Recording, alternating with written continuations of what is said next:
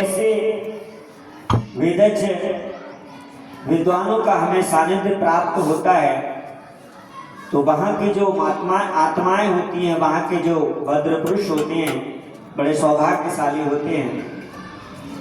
तो मैं निवेदन करूंगा, यदि हम सबसे भी आपका कोई प्रश्न बनता हो तो दोपहर में अर्थात शाम की सभा में भी आज रख सकते हैं। अंतिम दिवस है आज। दूसरा, मैं थोड़ा सा आपके लिए, क्योंकि आप भी गृह कार्यों से निवृत्त होकर के आते हैं, शीघ्र चाहते हैं कि समय की जो विशेषता है उसका ध्यान रखा जाए, इधर पेपर वगैरह नहीं चल रहा है। तो मैं दो चीजें आपको समझाना चाहूंगा। हमने जनेऊ धारण किया था, ऐसा नहीं है कि ये हमारे ही अर्थात सनातन ने ही, सनातन तो है ही है, लेकिन ऐसा नहीं है कि केवल वैदिक साहित्य में ही इसका वर्णन मिलता है, बल्कि मुस्लिमों के यहाँ भी, ईसाइयों में और जो पारसी होते थे उनके यहाँ पर सब में जनेऊ संस्कार का किसी न किसी रूप में कोई ना कोई अवस्था प्राप्त होती है। दूसरा, इसको ब्रह्म सूत्र भी कहा गया था। ब्रह्म सूत्रम अकायम प्रियः, अर्थात हमें कोई सकाम करने का सर्टिफिकेट देना, तो वह ब्रह्म सूत्र अर्थात जनेऊ होता था, जिसको हम उपनयन भी कहते हैं।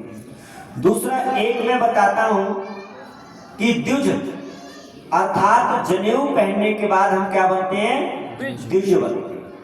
और द्विज का अर्थ होता है दूसरा जन्म। तो माँ के गर्भ से हमारा जन्म होता है, इस धराधाम पर हम आते हैं, परंतु कहते हैं जन्म जायते शूद्रः, अर्थात जन्म से हम सब कैसे हैं? कैसे हैं? शूद्र हैं। शूद्र का मतलब अविद्या से ग्रसित हैं। तो विद्या हमें कब आएगी? जब हम द्विज संस्कारात् उच्यते, अर्थात द्विज बनेंगे, तब हम क्या करेंगे?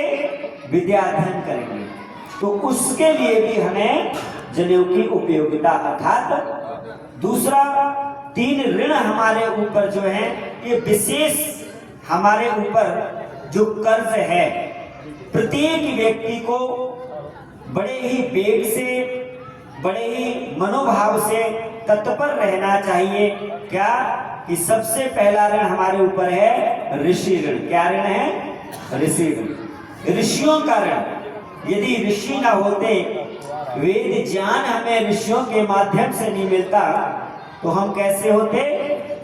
कैसे होते? पशुवत होते। कैसे होते? पशुओं की तरह होते।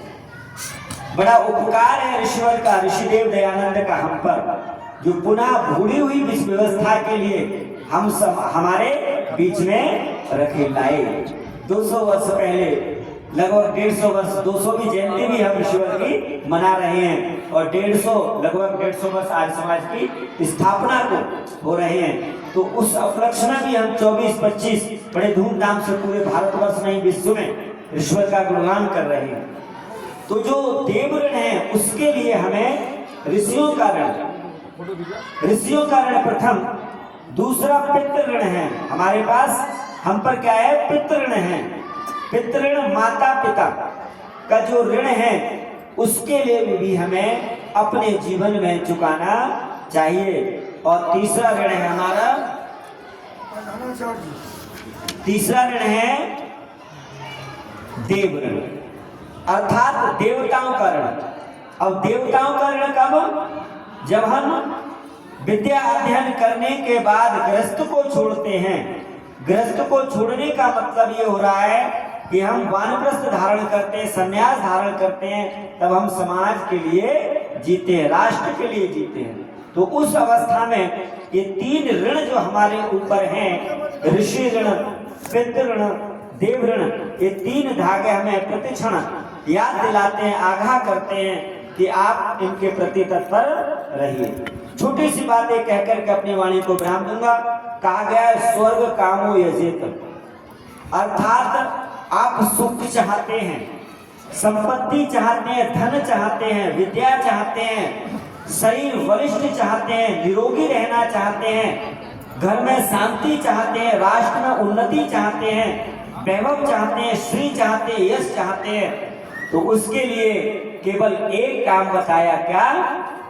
आप यज्ञ करो, हवन करो, स्वर्ग कामो यज्ञ, अर्थात सबका निदान ऋषियों ने बताया। तो केवल एक कर्म, इसीलिए इसको श्रेष्ठ अच्छा नहीं बोला गया, बल्कि अच्छे से अच्छा, श्रेष्ठतम, श्रेष्ठों में भी श्रेष्ठ।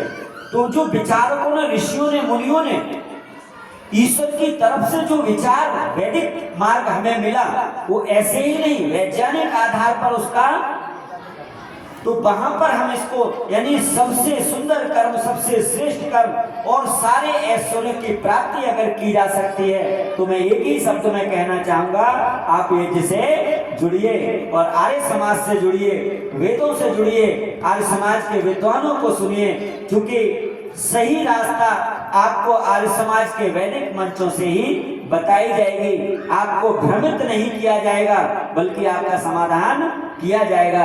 मैं इन्हीं शब्दों के साथ अपनी वाणी को विराम देता हूँ। इति ओम शम, आगे का कार्यक्रम यज्ञ भगवान की।